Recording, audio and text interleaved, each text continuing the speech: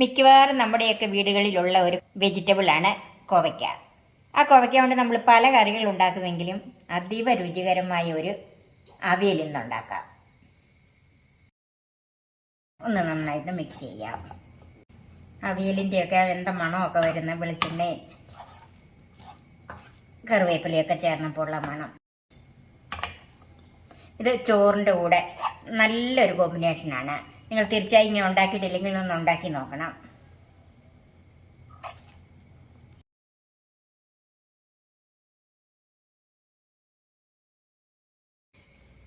Hi, എല്ലാവർക്കും നമസ്കാരം. എല്ലാവരെയും കൊക്കൂത്ത് സോഫിയിലേക്ക് സ്വാഗതം ചെയ്യുന്നു. ഈ കോവയ്ക്ക അവിയൽ ഉണ്ടാക്കുന്നത് എങ്ങനെയാണെന്ന് കാണാൻ നമുക്ക് നേരെ വീഡിയോയിലേക്ക് പോകാം. കോവയ്ക്ക നമുക്കൊന്ന് നീളത്തിൽ അരിഞ്ഞെടുക്കാം. ഇതുപോലെ ഒത്തിരി അങ്ങോട്ട് കനം കുറയ്ക്കണ്ട.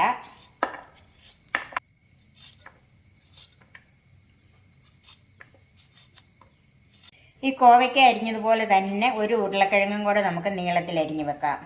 ഇതുപോലെ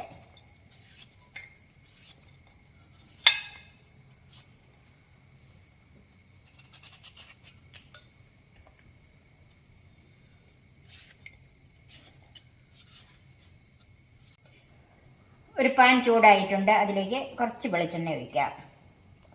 1 ടേബിൾ സ്പൂണൊക്കെ വെളിച്ചെണ്ണ ഒഴിച്ചാൽ മതി. വെളിച്ചെണ്ണ ചൂടായി അതിലേക്ക് കോവയ്ക്ക ചേർക്കാം.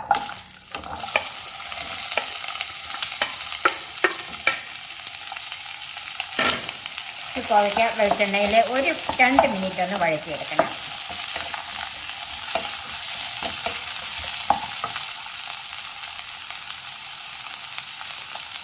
ഇതിൻ്റെ കൂടെ നീളത്തിലരിഞ്ഞ 4 പച്ചമുളകും ചേർക്കാം.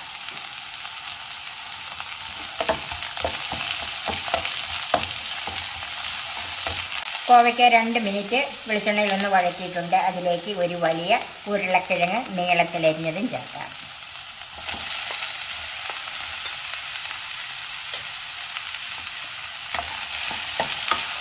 ഇത് രണ്ടും കൂടി ഒന്ന് ഒരു അര മിനിറ്റ് 1 മിനിറ്റോളം ഒന്ന് വഴറ്റണം.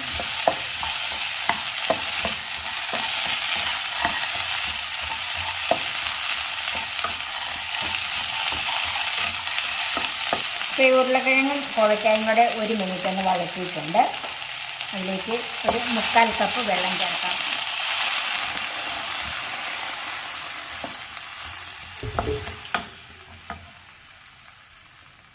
ഇതിലേക്കൊരു 1/4 ടീസ്പൂൺ മഞ്ഞൾപ്പൊടി, ബാക്കി നമുക്ക് വേണ്ടിയതാണ്.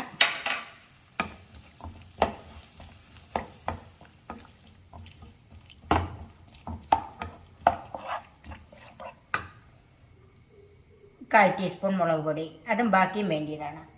ആകെ ഞാൻ 1/2 ടീസ്പൂൺ മഞ്ഞൾപ്പൊടിയും 1/2 ടീസ്പൂൺ മുളക് പൊടിയാണ് എടുത്തിരിക്കുന്നത്. ഇത് മൂടി വെച്ച് വേവിച്ചെടുക്കാം. കോവയ്ക്കയൊക്കെ വേകുന്ന സമയത്തിന് നമുക്കതിനൊരു അരപ്പ് തയ്യാറാക്കി വെക്കാം. ഒരു 1.25 കപ്പ് തേങ്ങ എടുത്തിട്ടുണ്ട്.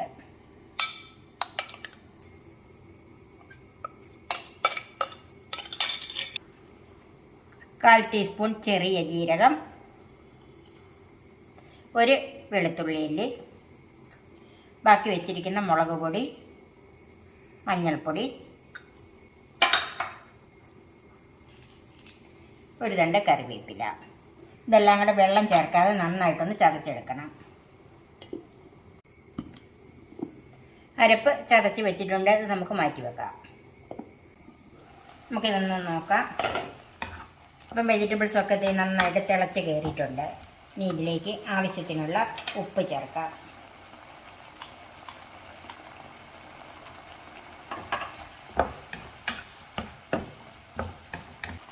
മിക്സ് ചെയ്യാം. ഒരു 5-6 കറിവേപ്പിലയും ചേർക്കാം. ഇനി ഇത് തീ കുറച്ചിട്ട് വേവിച്ചെടുക്കാം. വെജിറ്റബിൾസൊക്കെ വെന്തോന്ന് നോക്കാം.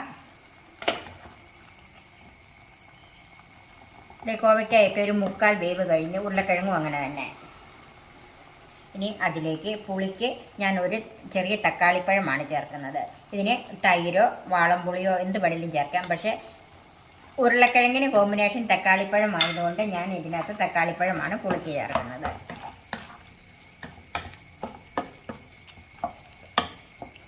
ചെറുതീയിൽ തന്നെ ഇത് വേകാനായിട്ടൊന്ന് അടച്ചു വെക്കാം.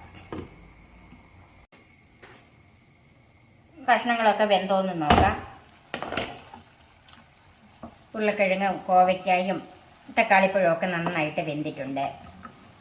ഇനി അതിലേക്ക് ചതച്ച് വെച്ചിരിക്കുന്ന അരപ്പ് ചേർക്കാം.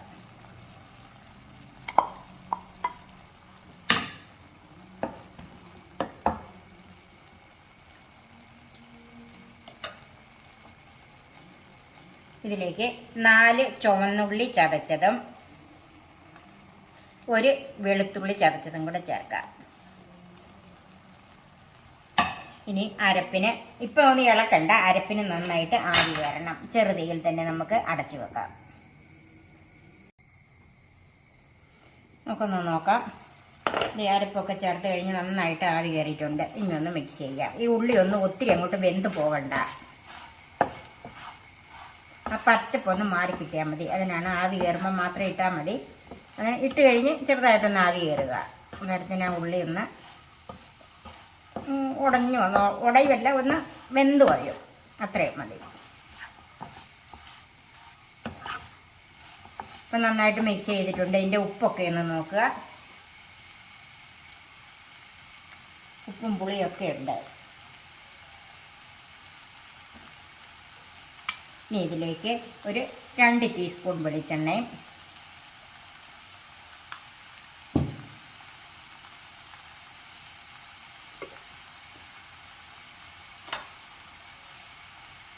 കറിവേപ്പിലയും കൂടെ ചേർക്കാം. ഇനി അടച്ചു വെക്കാം. ഒരു 2-3 മിനിറ്റ് അടച്ചു വെക്കാൻ തീ ഓഫ് ചെയ്യാം. ഇപ്പോൾ ഒരു 3 മിനിറ്റൊക്കെ കഴിഞ്ഞ് നമുക്കൊന്ന് നോക്കാം. അവിയലിൻ്റെയൊക്കെ വെന്ത മണമൊക്കെ വരുന്ന വെളിച്ചെണ്ണയും കറിവേപ്പിലയൊക്കെ ചേർന്നപ്പോൾ ഉള്ള മണം ഒന്ന് നന്നായിട്ട് മിക്സ് ചെയ്യാം. കോവയ്ക്ക അവിയൽ റെഡിയായി. സർവിംഗ് ഡിഷിലേക്ക് മാറ്റാം. ഇത് ചോറിൻ്റെ കൂടെ നല്ലൊരു കോമ്പിനേഷനാണ്. നിങ്ങൾ തീർച്ചയായും ഇങ്ങനെ ഉണ്ടാക്കിയിട്ടില്ലെങ്കിൽ ഒന്ന് ഉണ്ടാക്കി നോക്കണം. വളരെ എളുപ്പത്തിൽ ഉണ്ടാക്കാവുന്ന സിമ്പിളായ ഈ കോവയ്ക്ക അവിയൽ നിങ്ങളൊന്ന് ഉണ്ടാക്കി നോക്കണം. എല്ലാവർക്കും ഇഷ്ടപ്പെടും. എൻ്റെ ഈ ചാനൽ സബ്സ്ക്രൈബ് ചെയ്യാനും എൻ്റെ ഫേസ്ബുക്ക് പേജ് ലൈക്ക് ചെയ്യാനും ഷെയർ ചെയ്യാനും കമൻറ്റ്സ് അറിയിക്കാനും മറക്കരുത്. പുതിയ പുതിയ റെസിപ്പികളുമായി നമുക്ക് വീണ്ടും കാണാം.